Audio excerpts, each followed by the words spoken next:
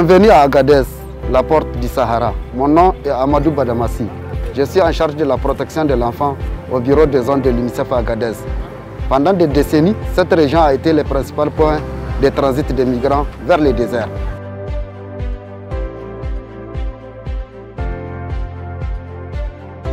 Ces dernières années, beaucoup de migrants sont refoulés des pays voisins et atterrissent pour la plupart sur ces sites. Parmi eux, on retrouve des enfants non accompagnés issus de plusieurs pays. En 2020, ce sont plus de 1000 enfants non accompagnés de nationalité nigérienne qui sont passés par ici, avec plus de 500 rien qu'au 4e trimestre.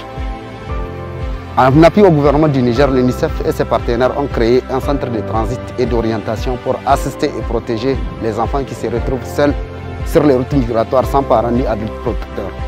Je vous invite à aller à la découverte de ces centres.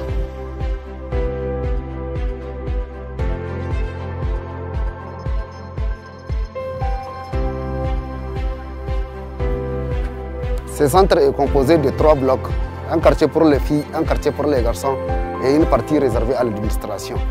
Ici, toutes les conditions sont réunies pour que les enfants puissent passer un agréable séjour avant leur retour en famille. D'ailleurs, comment fonctionne ce centre? Allons à la rencontre du directeur régional de la protection de l'enfant.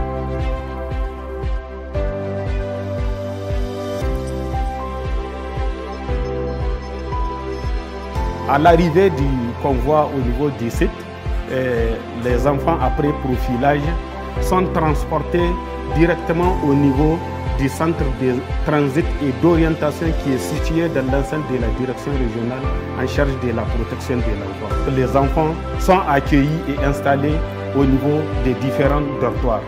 Après ces temps de repos, les activités récréatives, socio-récréatives sont organisées par les travailleurs sociaux et ces activités récréatives, en tout cas, permettent de détecter des enfants qui sont stressés, qui ont des problèmes psychologiques et grâce à ces activités socio-récréatives, les enfants arrivent quand même à se détendre, à bien communiquer. Et avec cette communication, les travailleurs sociaux arrivent à faire un bon retracement familial au niveau des régions d'origine en collaboration avec la région hôte.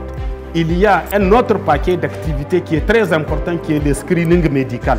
Chaque enfant est soumis à ces diagnostics sanitaires qui nous permettent d'identifier en tout cas les différentes infections, les maladies comme le paludisme et des cas graves d'infection qui sont pris en charge par l'équipe médicale et même l'hospitalisation si ça nécessite l'hospitalisation.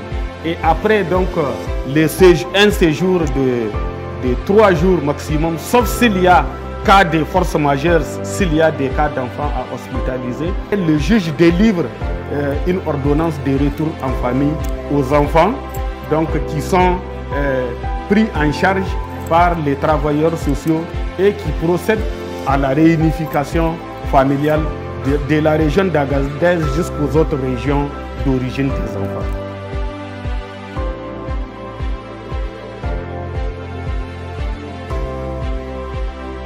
Pouvez-vous nous dire en quoi ce centre a changé votre manière de travailler?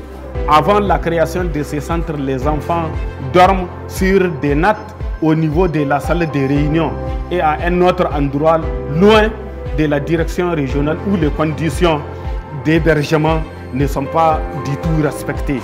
Et les latrines aussi, en ce temps-là, c'est des latrines délabrées où il y a vraiment les risques de contracter des maladies et des infections.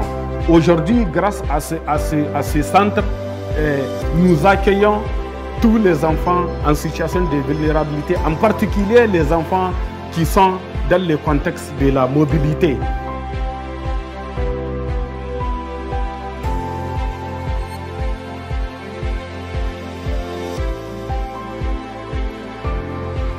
Nous venons de voir ensemble comment l'UNICEF et ses partenaires, notamment UKAID, soutiennent les enfants qui se retrouvent seuls sur les routes migratoires.